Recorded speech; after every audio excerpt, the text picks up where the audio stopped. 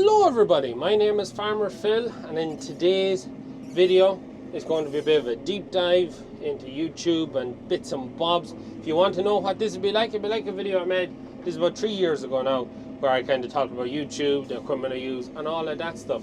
And yes, the title of this video is how much I earn on YouTube. At some point during the video we will talk about how much I earn. We're tipping about doing a lot of jobs I have to do, but every time we make a video, that's probably one of the hardest parts about making a video. We make a video about calves, whatever. What do we call the video? And like today's video, I said how much I make on YouTube. It'd probably get a high click-through rate because it's a very catchy title. You're always trying to find the line between catching someone's attention to make them watch a video, between the title, the thumbnail, without being too clickbaity. That is always the thing. You could easily make a video very clickbaity, but that generally doesn't go down well with an audience. That's always the hardest bit. Me and Liv always try and brainstorm, try and work it out. At one stage we were using AI. You would have easily known when we were using AI with videos like the Green Symphony and things like that. Literally into ChatGPT, this is what we're doing. Give me a title that will have the highest search ratings, and then also do the description, which we got very vivid and explorative, very vivid and descriptive description for our video. We quit using AI because Liv just really did not like using it. She just didn't like what I was spitting up. But let me know in the comments, did you like when we were using it, the Green Symphony and all them wild? If you check the description, that's where you'll easily know whether we used AI or not to create it. Liv never liked the options it gave us. I don't really mind, because in theory AI should be far better than anything we should be able to come up with. And because of the quantity of videos I make, you always are going back to check, have I called a video this before? Because I can guarantee you, if I call a video nearly the same thing, or if the thumbnail looks very similar, that video will not do well because it looks too much like something you've already seen. And that is a hard part of my schedule, because I have put out so much content in the nearly 10 years. I will be 10 years next May, I think the 29th, putting up YouTube videos. I've over 1,000 videos on YouTube, which is pretty mad when you think about it. Shots like that just take forever to do. And if you were to cut that down into what would actually be used in a video, it's 50 seconds recording now. Liv might use 12 seconds of that. If you do that a lot, that really eats up memory card space and time on editing. So just checking these guys that we put in the last day, make sure everyone's okay. We'll bed them maybe at the end of this video if I have time. We're heading for a boat this evening to go to see Liv's family for Christmas, so my time's trying to fit it all in compressed. But anyways, of the 1,000+ videos I have done, one thing that people always do say, I usually put up machinery videos, whether it's working, 3690 in the background there, or working tractors or fixing machines. It's usually that, and that is because they always get better views. The views of my lovely cattle before me generally don't do as well. And one of the things, because I know cattle videos don't do as well, I would generally put up less cattle videos. Back towards the camera, change angle and shot. Liv's gonna love editing this. My usual rule of thumb in my monthly 12 videos I put up is there's usually 1 or 2 livestock videos, and then the rest are based around machinery, working machines, fixing machines, whatever. That would be the usual rule of thumb. But that leaves the impression to people who watch oftentimes that I spend all my time on machinery and no time looking after livestock, which isn't true. The reason machinery is always because the views are better, but with livestock it's very, very repetitive. During the summer, feed the calves every day, maybe move them every now and again, and a dose every month. And that's it. You've seen me dose calves once, you've seen me dose calves 100 times. And there's very limited amount of content when it comes to the livestock. Even though if I was to put my time in comparison, or say 100% of my time, I would probably be 60-40 or 50-50 between livestock and machinery, because between myself and Liv we do basically all the livestock stuff. So yeah. And on that perception of what you see. Another thing as well, especially in the last year or two, I've been filming a lot more of breakdowns that we have because it's content, and usually breakdowns get more views. But it also gives the perception that we're always breaking down, because if I put up 12 videos and 6 of them or something is broke, people go, oh, he's always breaking down. Even though they could be small things or it could be big things, but like the 3690 there, we'll talk about that later. If we go around and shut the door, the strong wind this morning seems to have blown it open since we rearranged the shed. But it is also a perception thing of whatever I put up, that's what people see. And on YouTube, you will only ever see, most of the time, what you're let being seen. And a good example of that with us here is one of our drivers got caught, a dribble bar arm caught off the tanker in a girder of a customer shed and pulled it off the back of the tanker. I could have easily made a video of that, probably would have done quite well, but her driver didn't want the video, and to be fair, they paid for the damage, which, like, that was totally, wasn't expecting it, but they done that, so I didn't make a video. And if you go back to a video where we flew the drone, think over the yard when we got that done, you may just notice in the background, I think someone commented on it, there's a dribble bar missing off the tanker. But we didn't film that based on that. And it's things like that. You just don't see everything. You only ever see what we're willing to show, which in our case is most things. We film everything really. Just heading out to check the bullocks on the out farm, make sure they're okay for grass and that before we head. Make sure it's hunky dory. And on that as well, while I'm filming, I always have to be hyperactive to what's in the background. And silly things, I'm making sure you put your seatbelt on before you go out onto the road. Small things like that just can catch you out, that you just don't think about. You always gotta be thinking what's always in the background of the shot that I'm not aware of, because you can be guaranteed people will see everything that's in the background. Making videos is great crack, so it is. And the biggest end of it, making a video is easy enough.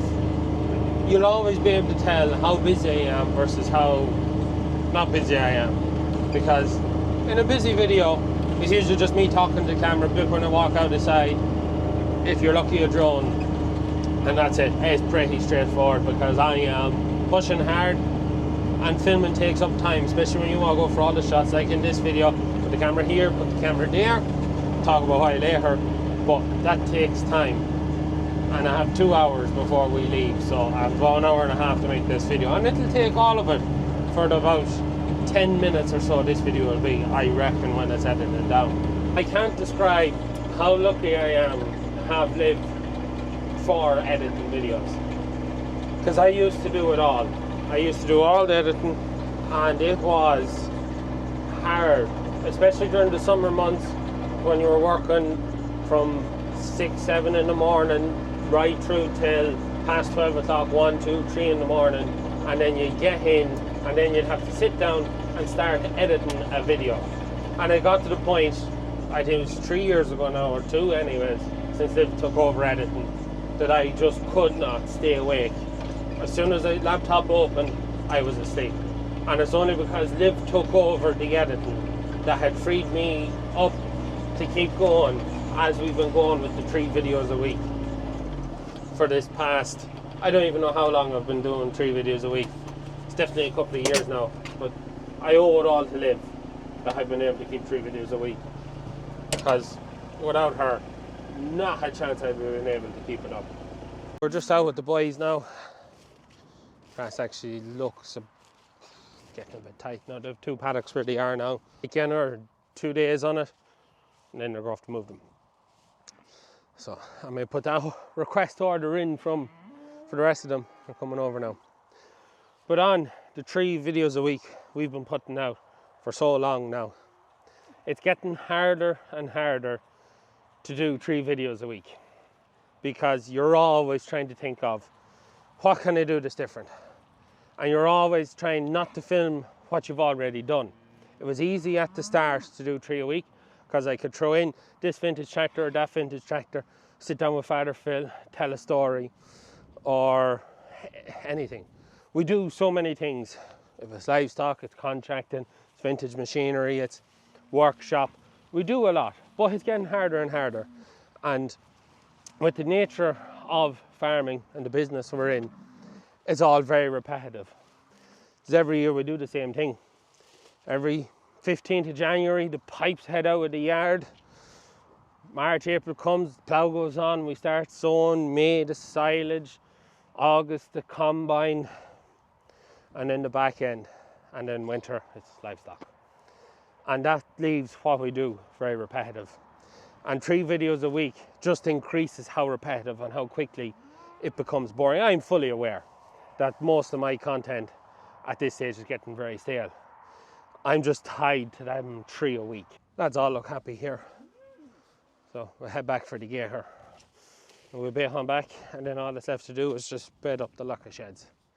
And that's been 2 things really. One has been the money, and the second is the YouTube algorithm. Now we'll talk about the YouTube algorithm first, and then we'll get on to the one you all want to hear about. But the algorithm works on consistency. YouTube likes to know there's a video up every Tuesday, Thursday, Sunday, 6 o'clock for Tuesday and a Thursday, and at 5 o'clock on a Sunday. The video goes up later than that, partly now because the later the video goes up, the earlier. It's all of, when you get to YouTube and the algorithm and all that, it is like just a total mind-blowing experience of how it all works. But to simplify it, YouTube loves consistency. It loves to know when everything is going up. And for example, when my uncle passed away, we skipped 3 videos that week, understandably.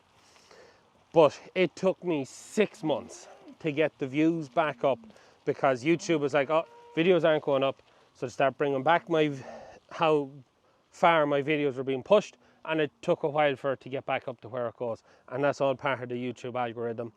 And other things, like, it's the YouTube algorithm. It always looks at when you put up a video. Like, the reason I put up at 6 o'clock in the evening is because YouTube goes on your first hour, how many views do you get? And then if you get good views that hour, then it pushes it to more people for the second hour, and then it goes to the 4th hour and the 6th hour, and so on and so forth. So the more views you get quicker, the more people it pushes your video to. So you put up in the evening when people are finished work, and that's the theory behind that. But then if your video goes up too late, you get good the first hour, second hour, 4th hour, but then after that your views drop off, and then YouTube kills the video. So it really is just mind-blowing how it works. I do understand how it works, but it's just very hard to communicate in simple English, a lot of it, because it's just so many different aspects of it that it's trying to catch you on. My best year on YouTube was 2022. That's when I got the most views on videos. That's when the growth was at its highest. That was my peak YouTube. Now COVID had a lot to do with how quickly we kind of got going. I'd say a lot of people maybe started watching over COVID. Let me know in the comments, when did you start watching the videos? Are you OG farming sim people? Because that's how I started this whole thing off. Or did you come along when the big tire blew up on the umbilical system? That was another good one. Or when did you start?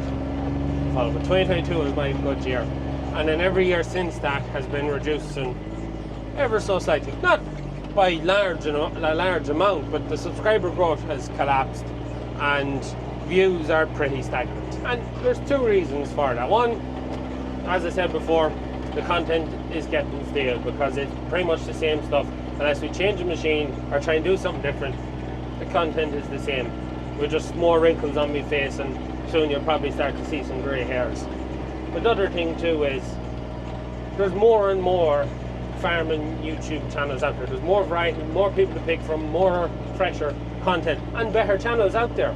Way better. People who have the time to spend making top class, interesting content. And don't get me, I don't want to sound like I'm a wee shitty person feeling like I'm hard done by because there's more people out there. That's just how it is. That was always going to happen. It's no different than Better put the belt on. It's no different than years ago when my father bought his first baler in the 1980s, and the work was plentiful for the baler. But now balers are 2 a penny everywhere, and the pie there's only so many bales, there's only so many views or people to watch, and everyone is looking for a piece of the pie. So there's just more competition. I really don't want to sound like I'm being shitty or something about it, because I think it's good. It means everyone has to up their game. It's more content, more variety, more for the viewer. Feels like a bit of a shitty thing to say, because I don't want to complain about it, because it's good. I enjoy some of the other YouTubers' content that is out there. It gives you a different perspective on how things are done. Originally, this video was supposed to be, we're now going back to 2 videos a week for the foreseeable, basically forever. The days of 3 videos a week were going to be behind us for the new year. That was always my plan, that 2025 is the year we start to slow down a bit on YouTube and go back to 2 videos a week. But I need the money to finish this. $136.90, we'll get to that. So this is the bit you probably all want to hear. How much do I make? So, on making videos, YouTube pay me based on the advertisements that are in the video you're probably watching now. You probably watched one before you started this video. You probably get one shown to you at the end. Maybe anywhere from 2 to 4 in the middle. If YouTube has its way, it'll try and cram in. The most I seen YouTube automatically put in itself was 12. 12 bloody ads in a 20-minute video, because YouTube will automatically put them in. It's up to you then to put them in. We generally go for 1 every 6 minutes. That's kind of my rule of thumb. And I know, yes, the content creator can choose either no or ads, but that is how I pay for shit like this, because YouTube is my main source of income, and I have money borrowed against it.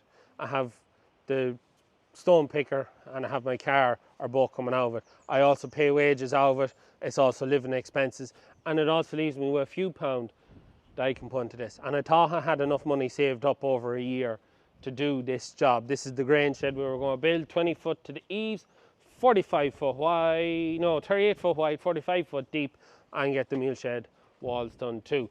But I didn't expect concrete to be so much, and it caught me out. So we got the walls done, the shed is there, painted, the purlines are bought for it. We're going to stand it up behind short. The sheets, which is, the quote was 3.8, I think it was, and then the rest of the concrete, which is probably going to be a lot. Anyways, back to the money on videos. So, my videos will average anywhere between 150 to 650 euro a video. I can't tell you it's 250 a video on average or it's 500 video on average, because it's always changing. And I earned less money this year on YouTube than I did last year, even though I had the same number of views, because the rate at which we get paid at is dependent on who's advertising on the channel and how much they're paying. So if we're getting generic ads, the one I always remember is the likes of Wish, isn't it Wish? I think it was Wish. Or you get some gambling website, or you get some generic stuff. They don't pay very well. But then if you get an ag-related one, you can be nearly guaranteed that I'm getting a nice wee bit out of that, because they're choosing a more specific advert. And the more specific the advertiser chooses to advertise, the more I get. We get 55% of whatever the advertiser paid for that.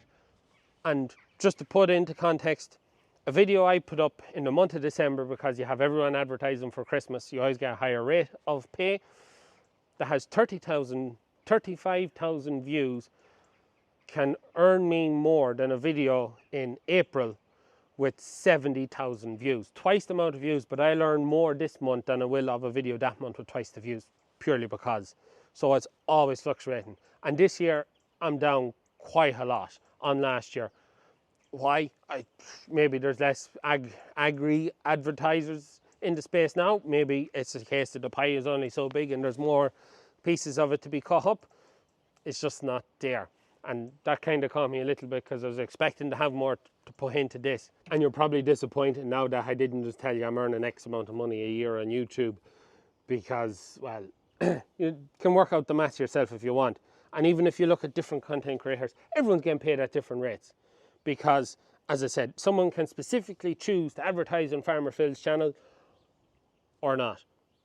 And then depending on where you are, a UK person based in the UK will get paid more than someone here. And if you're in America, you got the golden ticket. So that's where the highest rates of pay are. I am lucky to the fact that I know I can sustain going back to 2 videos, maintain all my monthlies and keep everything paid. But it just leaves me with a lot less extra money to put into projects like this. And I just want to get this across the line before I go back. So the new date in my mind to going back to 2 videos is the 10-year anniversary of being on YouTube. It's either the 28th or 29th of May. Hopefully by then I'll have the price of the sheets and the concrete and the 3690 fixed. And then that'll get me that done, and then I know that's it. We're taking a step back and we're going to 2 videos. The one thing though that I kind of know what will happen when I go back to 2 videos a week, because I've sustained 3 videos a week for so long, the YouTube algorithm will start to hurt the channel, just because that's what the YouTube algorithm does, because it's a change. So I'll probably see a larger drop off in views per video, and I'll probably see a larger hit in my few pound. But I'll be fine. I was lucky in the sense that I always knew that it wasn't a guarantee the money I was getting. So I never went wild. I never went and done what people said I should have done and knocked that timber shed there and put up a big beef unit, which hopefully one day I will get to do. But that'll be out of the farm, not how YouTube. YouTube is grand, but it's money you pay cash in. You try not borrow money again. I did borrow some again with the stone picker, but the stone picker makes me money, and then it's the car after that, monthlies and that. But yeah, it's a finite thing, and if anyone's watching that's also a content creator, just remember that if you go to borrow money again, you just can't be sure how much you're going to have, because it's always changing, always changing. And we're here with the beast, the 3690, and my broken front pulley. So to fix this, and when I'm fixing that, I'm going to be rebuilding the engine. I'm waiting on Lee to come back with a full price on me, because he works with a lad in the north who does refitting and rebuilding engines. I think that's the route I'm going to go down, just new crankshaft and just rebuild while I'm in there and have to take it all apart to get it done. But that's going to, he said, around 4,000. I don't know, is that sterling or yo-yos? The wind blew that door up. I want to close it. But that also I want to get done before I go back to 4 videos, because I want to get that tractor going. It just seems to be one thing after another. It hasn't rightly been used properly in 3 years, because it's the crankshafts or the back end seal, and just one thing after another. YouTube has been very good to me in what it's given me and it's allowed me to do, and the different people I've been put in touch with and companies I've worked with, and all of that has been amazing. The stories I've heard, the people who have came and everything. And not only has YouTube been good to me, but it allowed me and Liv to build a business. Stewart Family Farm, the farm shop, which hopefully will be up there next year. And it's allowed us to build that business so that Liv can be at home and have her own wee thing. And it was through YouTube and the social media that we got that off the ground. And that was, I started this for the crack. It was, me and a friend used to watch a lot of YouTube, and one day we were watching YouTube and I said, I'll start a YouTube video. He said, no you won't. And I said, well, you I will. And that's what started it. Started for the crack. It ended up turning into a business with sponsorship deals and demoing machines and all that. But I always knew in the back of my mind, nothing lasts forever. And I needed something that had last, that I could build using it while I had it. And that was the farm shop. And I'm really delighted that you've supported us so much, got us off the ground. And now even with our pumpkin patch and the events we hold, there's a lot of people who come to it who aren't aware of what I do on YouTube, which that was exactly what we were after. But it was because of you supporting us that got it going, that just built the business for us. So be forever grateful to everyone on YouTube who has supported me and watched the videos and taken interest in what we've done. It's been amazing. We'll go to a bit of a negative thing now. What other things about being on YouTube, and Father Phil put it perfectly one time, was being on YouTube, being on social media, it's like people going through your knickers drawer and seeing everything what you're doing, criticising, commenting, and most of the time, this water off a duck's back, it does not bother me. Yes, the place is falling down, I am aware of that, I'm trying to fix that. Yes, a lot of our things break down, and there's a lot of scrap around the place, but I've got rid of a lot of scrap. I'm doing my best here to try, and Rome wasn't built in a day. I'm not going to straighten all the problems I have that quickly either, especially when I'm not the one in charge. That's when it gets hard, and that I was going to put in this video, but I think maybe it's a topic for another day in another video, all of that. Because I think it's an important thing to talk about, but I think I'm running out of time. And I've also got a phone call from Liv telling me I need to hurry up because I'm running out of time. Anyways, but you do get a good bit of backlash. The bigger you get, the more people, the more hate you kind of gather. And sometimes, a lot of the time, it doesn't bother me. Sometimes you get snarky wee comments, sometimes you get absolute horse shit that just really annoys you. And one of those things, and beside this lovely quickie shear grab here, people just assume anything that comes into the yard you got for free or you got for a heavy discount. I can happily tell you, we bought this. There was no deals, not that I was aware of. And if there was at the price of, I don't know what the price was without it, but we bought that. Not everything that you see that comes into this yard is some deal, some fantastic thing. I don't go around businesses, I'm Farmer Phil, will you give me that for free? That's not how you conduct yourself. By God, it's not. But there is things in our yard now that we did get good deals on. The likes of our mowers, the new front wheeler on the umbilical system. There's a lot of upsides. And that probably annoys me the most, because when you go and you spend nearly 10 grand on an implement and someone comments and says, oh, I probably got that for nothing. It's like, no, I did not. Does it bother me? No, because that's life. At the end of the day, we're no different than anyone else. We're still just a business. I just make YouTube videos, and I started making YouTube videos for the crack. Yes, I turned it into a business, but look, we work with whoever wants to work with us, and I'm always going to base my decisions on what I think is best. So rather than promote something or take something that I don't think is right, I'm going to buy what I think is right for us. That turned out to be, but that was more of that was what was in stock. But it has worked out quite well for us. And what are we filming right now? Well, we still have the good old DJI Mavic Pro. 5 years on the go, crashed it a couple of times. Last time was in a tree when we were at the maze. Still have a broken blade, still flying. I had 3 batteries, but I'm now down to 1. One lost somewhere in a field while I was ploughing, and one has given up. Super, but I think I'm nearly due an upgrade on it because the batteries aren't over hectic. The other thing then as well, we've changed. We no longer use the GoPros, we use our phones, which is quite handy because you're never without your phone. And then the other thing, which I'm filming myself, this is a thing. Anyways, we use now the new camera, which is the quality is so out of this world in comparison to the GoPros, but the DJI Osmo with a magnetic base mount, so I stick it anywhere I want it. It's pretty good. We've given up using the GoPros because they just weren't the same quality. The Farm Theory and a couple of others told me I had to go to Osmo. I think I might buy an DJI Action as well, because it just might be better to give me 2 cameras and leave one in the workshop when I'm out working, so that Lee or whoever's in there can film whatever's going on. But that's what we're using at the minute. Probably going to sell off my GoPros and Instant 360 because I just don't use them anymore. Just the quality, you probably tell yourselves between the mic and the DJI, the quality has improved so much. Brought me to my final point I wanted to make, because I was going to finish the video now. But in every video I make, you will always tell, I keep repeating myself and keep talking in circles. And that's because sometimes a video is split between 2 or 3 days, or maybe it's a week apart, and I can't remember what I've said, so I say what I have already. I say what I've said again because I'm not sure whether I've said it or not. So a lot of the time there's a lot of waffling and ranting. That's just me.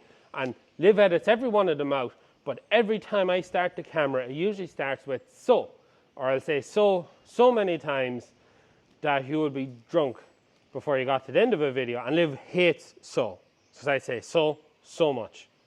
So yeah. So yeah. But yeah, I have a really bad habit of just talking in circles I'm constantly repeating myself. I'm trying to get better, but I really do struggle with it because I can never remember what I've already said. And to be honest, my memory isn't as good as what it was. Maybe it's old age, maybe it's not, but I think I can no longer remember people's names or faces because I see so many people and I meet so many people. I never can remember. I just keep repeating myself, and I'm repeating myself. But yeah, it's a bad habit of mine. Maybe one day I'll learn myself out of it. Cool. We're going to leave it at that for today's video. I hope you enjoyed it. I've tried to keep it interesting by changing the shots, changing the frames, because one of the secrets to keeping a person's attention is to keep the frame changing. Keep changing. Move the camera here, move there, move it there, move it there. If you watch any children's program, just sit there and watch how many times the frame changes. And that's to try and keep someone's attention. The younger a person is, the more often it has to change. And the older a person is, the less it has to change, because we should have higher attention rates. But at the rate TikTok and all social media is rotting our brains down, we'll probably end up like kids. You need to change the frame every 3 seconds to keep someone's attention, which I will fail miserably at because I just don't have the time for it. And I really need to get going, to get to live, to get packed, to get gone. Head for the boat, and hopefully it's not too rough. Hopefully. Anyways, okay, I hope you enjoyed today's video. If you have any questions, anything you want to ask me, please hit me down in the comments down below. We'll try and get back to you. Here's the final piece. I know when I will be going back to one, and I probably know when we'll be no longer doing a video a week. Them 2 dates are in my mind. So yeah, you can take that one away with you. But anyways, look, that's it for today's video. As always, please like and subscribe to the channel. Until May, videos every Tuesday, Thursday and Sunday. After that, I'm going to figure something else out, what days I'll put them up. Hey, we'll cross that bridge when we get that far. That's it for me. Good luck.